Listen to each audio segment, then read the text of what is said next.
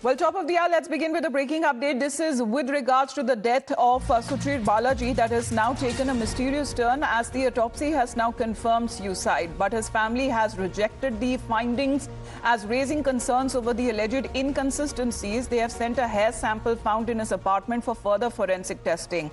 The case that sparked fresh debates with the family demanding a deeper investigation, where Balaji's mother, Purnima Rama Rao, has said that there are tons of inconsistencies in their decision and underlying assumptions are not supporting the facts in the report, as they will continue their own investigation where they have sent the hair found in the apartment for testing and they are fighting for justice and not backup. So rejecting the demands as far as saying that this is not a case of suicide but murder, as the family has been talking about it since, as far as the 26-year-old Indian American who was found dead under mysterious circumstances.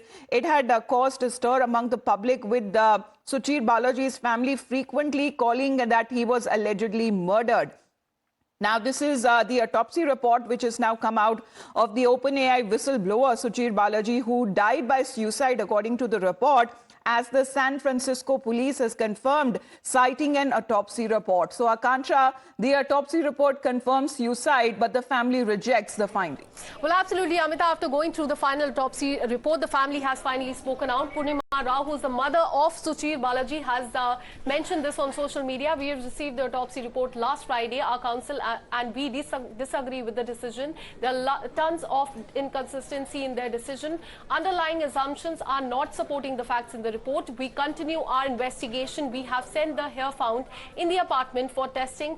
We are fighting for justice and not backup. So clearly, Purnima Rao, who's the mother of Suchir Balaji, saying that there are a lot of loophole inconsistency in the decision. Well, I believe Purnima Rao is connected with us right now, Suchir Balaji's mother. Purnima Rao, can you hear me, ma'am? Yes, I can hear you. Yes. So the findings of the autopsy report has come out. What do you have to say on the report? There are a lot of inconsistency even from SFPD and OCME, and the amount of toxins in his body, the amount of harmful drugs in his body that can actually make him not even move the muscles, and the amount of alcohol, it's very, very shocking. My son is social drinker, and there's no alcohol bottle left in the apartment. There's no sign of drugs. SFPD themselves told they couldn't find drugs. And there are a cocktail of dangerous drugs in his blood.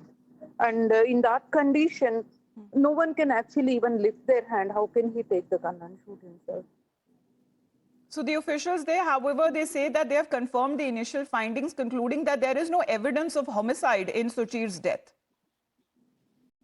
Yes, this is kind of an evidence because of the toxicology report that itself says that he cannot have taken his life by himself. And even the gunshot residue is not found on his forehead. That means it's a 25 to 30 centimeter distance from him. That's, and the angle and the distance combination cannot be by any person by himself. So they have been calling it as a self-inflicted gunshot wound to the head. You differ from this findings of the report as to what the officials there have to say. Yeah, from that itself, we are saying that it's not in a touch wound, actually. It's from very long distance. So that is also moving towards homicide.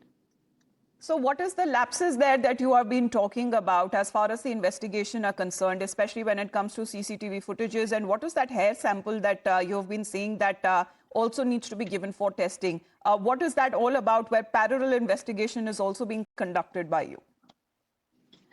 The first thing is, like SFPD said, there's only one entrance to the apartment building. That's not true. There are 3 entrances. 2 of them have CCTV footage. They've only looked at one of them. There are 2 more entrances, and we need to look at 1 more CCTV footage. That's one error on their part.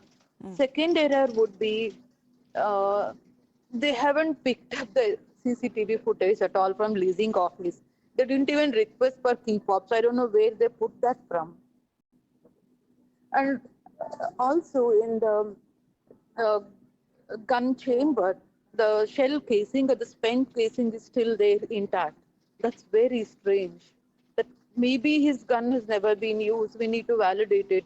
That's why, since their work is so floppy, we are trying to redo everything on our own. And also no suicide note that has been found. That also raised questions. Yeah, nothing has been found. No such thoughts. We've talked to 10 friends, and every news agency has talked to 10 of his friends. Everybody says this is coming as a shock to them. His work colleagues, everyone. In fact, he worked at Cora at 17, and his work colleague says at 17 he had a lot more maturity than his age. If someone is so matured, why would they take this drastic step? So how would you now further progress with the case as the investigation that has been taking place? Because they have been saying that this is a self-inflicted wound. They have been calling it as suicide. How would you now further progress with the case? We are still working on the strategy, and we will come up with a report. But they have not even done full autopsy. And after doing the partial autopsy, they will release the body. And now they've got the toxicology report. And they should reevaluate the decision. In fact, if you look at the report, they have left one sentence. There is something open from them saying that, if you find anything new, we will reconsider. That's what we are trying to do. And what about the certain findings that Suchir Balaji wanted to actually expose? What happens to that? Because that would have created quite a stir. That is why we have been talking about such mysterious circumstances that he was found dead. Yeah, I don't want to reveal, but we have found some information on his iPhone, and that actually moves towards, what he was expecting to happen. We know that it is like he had something to say, and he's been silenced. So now with the investigation that has been taking place and you have been rejecting the findings, will you, in a sense, make an appeal to the Indian government as well, if they would want to intervene into the matter or however make a statement?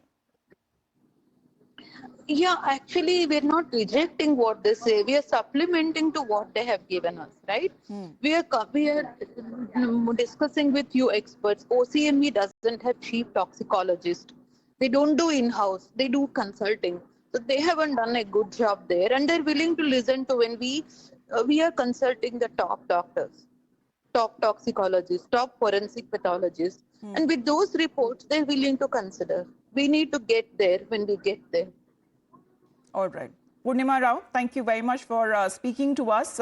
As far as the findings that are now concerned in the autopsy report, the family of Suchir Balaji, we have been now rejecting the findings, saying that it does not make sense as far as the autopsy report on one side confirms suicide, but the family refuses to accept the findings and raising concerns over the alleged inconsistencies, Srinjoy.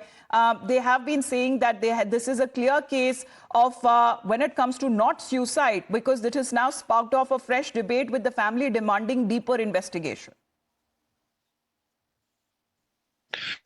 Well, you can see how distraught she is.